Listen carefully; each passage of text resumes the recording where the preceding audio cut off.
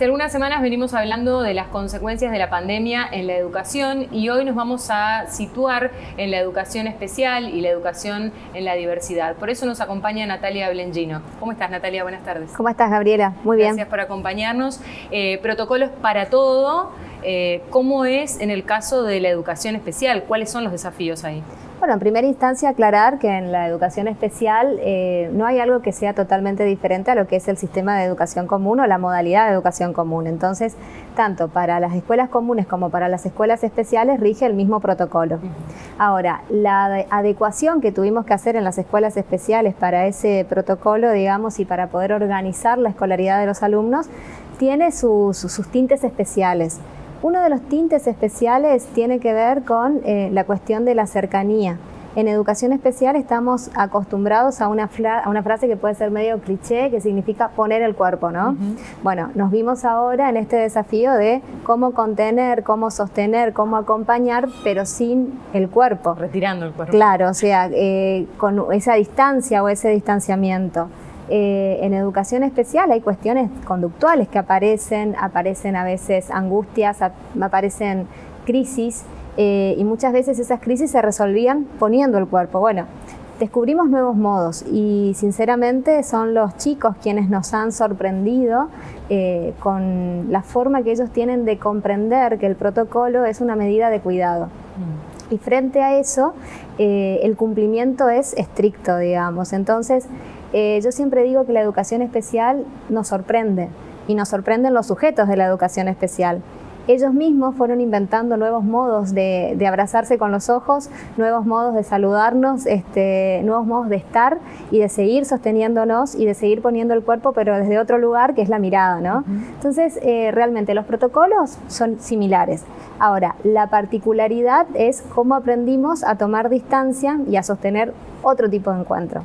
¿Y cómo se dan los tiempos para que eso pueda surgir y pueda emerger esta nueva manera de vincularnos en relación con los contenidos pedagógicos? Que bueno, se supone que una de las cosas que se prioriza al volver es poder decir, vamos por ese contenido que tal vez lo dejamos un poco de lado el año pasado.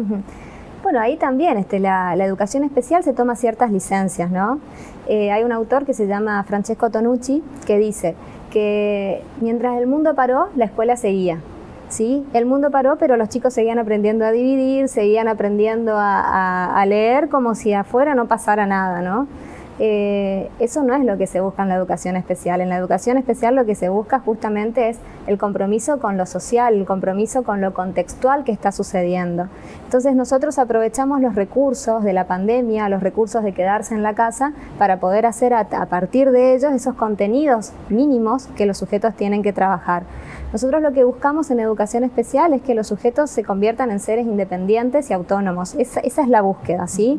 Si la estrategia es por medio de la lectoescritura, será la lectoescritura, pero a veces no es la lectoescritura, a veces es saber aprovechar el recurso.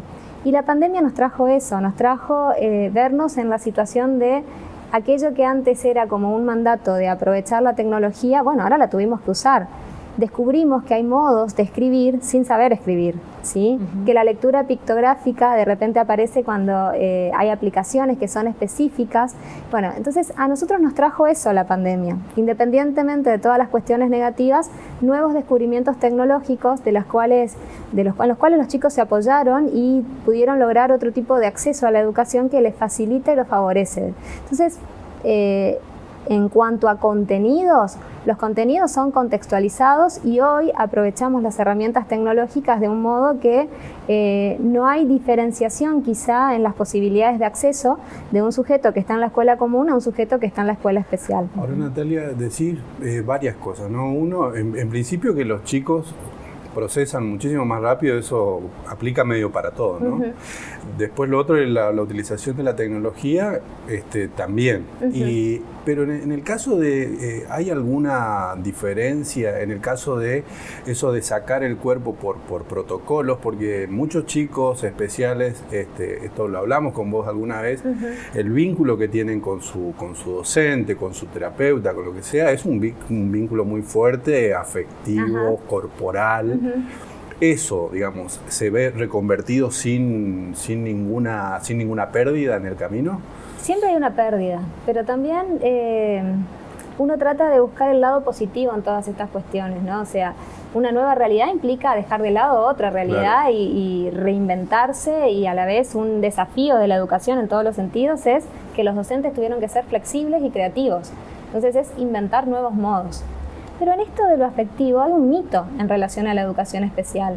Si nosotros nos dimensionamos o nos representamos una escuela especial, se nos ocurre por ahí un niño con síndrome de Down que siempre es afectuoso, que viene y que abraza, que está ese contacto físico, y en realidad en la escuela especial lo que buscamos es desenterrar eso, siempre lo buscamos. O sea, no es solamente la cuestión de el abrazarse, del estar ahí, porque se juegan otras cuestiones en lo corporal, aparte porque también se los trata a los sujetos con la edad que tienen.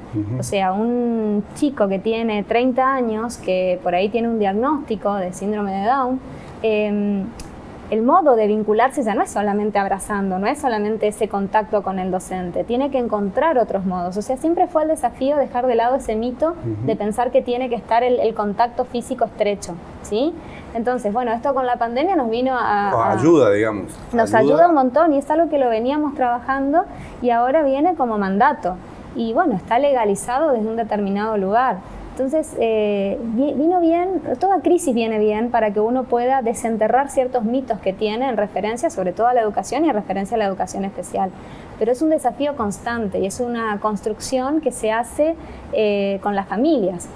Y, a ver, ¿qué aprendieron las familias? Las familias de repente aprendieron cuáles son las estrategias que se usan en la escuela especial para poder enseñar. Las familias no fueron a escuelas especiales, fueron a escuelas comunes, entonces claro, vienen con la didáctica de la escuela común. De hecho, ahí también la mirada, ¿no? De todas estas cuestiones, ¿no? O sea, con todo lo de la escuela común. Y de repente se encontraron con cuáles son las estrategias que utiliza una docente, poder ver un video y poder encontrar que la psicopedagoga busca 10 maneras diferentes para el acceso a una determinada información, a un determinado contenido. Y una de las cosas que escuchábamos de los papás tenía que ver con esto, ¿no? De que, bueno, ahora aprendí como aprende mi hijo. Y de eso se trata también, ¿no? De que hay diferentes modos de aprender, diferentes modos de encontrarse con la realidad y diferentes objetivos que uno persigue. Entonces, hay pérdidas, por supuesto que las hay. El hecho de que no haya presencialidad, de que no haya continuidad, no es sin un dejo de que algo ahí no está, pero que también habilita un mayor compromiso de las familias y de la escuela. Natalia, decías recién y me quedé pensando mientras te escuchaba, vos decías, bueno, hay pérdida por supuesto, pero tenemos que sacar lo positivo de esto, y se escucha mucho en este tiempo eso, y digo, ¿cómo hacemos para que eso no termine siendo una idea romántica o que termine edulcorando la situación? Bueno, ¿realmente podemos sacar algo positivo? ¿Realmente qué pasa con lo que perdemos? ¿Qué trámite hay que hacer para sacar algo positivo? ¿Y cuándo no? Digamos, ¿cuándo se asume que es una pérdida y si es que en algún momento se asume que es una pérdida y va a pérdida? Para digamos, sumar a lo que dice Gaby, esto de toda crisis es una oportunidad, que sigue siendo una mirada, digamos, propositiva. Es decir, ¿cómo están también las familias en función de eso que parece una frase hecha? Es una oportunidad. Lo que pasa es que lo tenemos que pensar como un duelo, una situación de duelo. O sea, toda situación de pérdida uno lo relaciona con un duelo. Hay un primer momento del duelo donde uno está totalmente paralizado, donde no podés creer que te está pasando esta situación. Y uno sigue avanzando en esas etapas de duelo, ¿no? En esto, el duelo siempre tiene que ver con cómo uno tramita una pérdida, ¿no? El primer momento es ese baldazo de agua fría, ese shock inicial, ese no saber dónde estás parado, que creo que es lo que fuimos transitando durante todo el 2020. Después llega otro momento donde aparecen las culpas, aparecen como ¿qué pude haber hecho para que esto no suceda? Y después aparece otro momento del duelo, que es la aceptación de que aquello ya no está, de que lo nuevo no va a ser igual y de que tengo que buscarme con estos recursos que yo puedo, digamos, encontrar una nueva salida, una nueva situación. Porque si no nos quedamos más bien en una situación o en un posicionamiento melancólico, y ese posicionamiento melancólico de lo que era la escuela, de lo que era antes, de lo que eran los recreos, de todo lo que fue, tampoco nos deja avanzar. Entonces, lo primero es un trabajo personal, un trabajo que tiene que ver con uno mismo. Bueno, ¿qué aprendí en este contexto?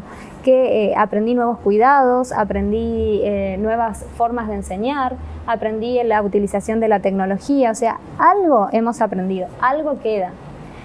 Y justamente el desafío es eso, encontrarnos con esto que queda, porque si vamos a trabajar en el ámbito de la escuela, el docente no puede estar con ese romanticismo o esa nostalgia de lo que fue.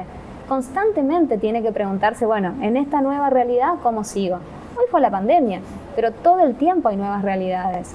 Y lo que viene a mostrarnos la pandemia, esto es decir, uno aprende de la crisis, bueno, uno aprende que tiene que reinventarse. A veces los tiempos pueden ser 6 meses, a veces pueden ser 5 años, y acá lo tuvimos que hacer un 18 de marzo cuando nos dijeron no hay más clases, y al otro día la escuela tuvo que seguir buscando la manera de seguir estando, digamos. Entonces, evidentemente nos ha mostrado que nuestro sistema educativo, o al menos el ámbito de la educación especial, encontró los recursos, tenía las herramientas, ¿sí? Ahora, también nos fue demostrando de que a veces cuando estamos en esa situación de borde o en esa situación de abismo, uno utiliza las herramientas. A veces para aprender a volar, ¿no? Cuando vemos las metáforas de los pájaros, para aprender a volar hay que estar en el borde y te tienen que dar un empujón y ahí te das cuenta de que podías. Lo veo así a esta situación de pandemia y lo veo así en el ámbito de la educación especial.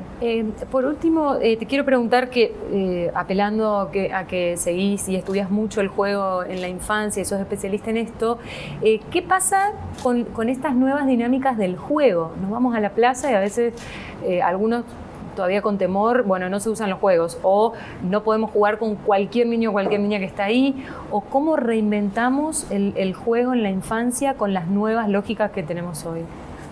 Primero aceptar, ¿no? En este proceso de aceptación y de, bueno, que hemos perdido, se perdieron los ritos a los que estábamos acostumbrados, ¿sí? Se perdió el rito de llevar a un chico a la plaza y que juegue con otros, porque hoy ese otro está bajo sospecha y el modo de conexión, el modo de vincularse ha cambiado, ¿sí? Pero el juego también es algo que es una creación de la infancia. Y es una creación de la infancia para un contexto particular y para una situación particular, ¿sí? Entonces, no nos olvidemos que el juego no es algo que el adulto le da al niño, sino es algo que el niño crea para poder sostener una situación y para poder elaborar una situación que mal que bien a veces se le hace difícil de procesarla, ¿no? La función del adulto siempre es lo de metabolizar, lo de ante una situación que es negativa, poder transmitir al niño aquello positivo de todo esto negativo que está, tal como la película La vida es bella, ¿no? Esa función del adulto, esa es la función del docente también. Más allá de todo lo negativo hay algo positivo que se rescata acá. Y el juego va a aparecer, los niños se encuentran en el modo de jugar, en esto de estar separados uno de otros en los momentos en los cuales se da el recreo. No deja de ser doloroso para nosotros, para nuestra generación, que estamos acostumbrados a otro tipo de juegos, no deja de ser doloroso verlos con distancia. Pero cuando los escuchamos a ellos, algunos dicen, no puedo jugar, y otros dicen, la pasé bárbaro, ¿sí? Creo que el desafío hoy es incorporar las nuevas tecnologías. El videojuego en la escuela me parece que va a tener que aparecer. La Fundación Leer inclusive está organizando muchos juegos que tienen que ver con competencias, o sea, al chico muchas veces de la edad escolar lo que le gusta es jugar por competir. Y bueno, pero no siempre los juegos fueron los mismos, los juegos han cambiado, ¿sí? Bueno, ahora hay una nueva dinámica, bueno, ahí está la flexibilidad y la creatividad también del niño y qué promueve la escuela. Y la escuela tendrá que adecuar los recreos, dejar entrar la tecnología donde antes no estaba, claro, dejar entrar nuevos modos, porque de eso también se trata, ser flexible. Natalia, muchas gracias. Bueno, gracias a ustedes. Estuvimos hablando con Natalia Blengino acerca de la educación especial en tiempos de pandemia, cuáles son los desafíos particulares y también cómo juegan los niños hoy en este contexto.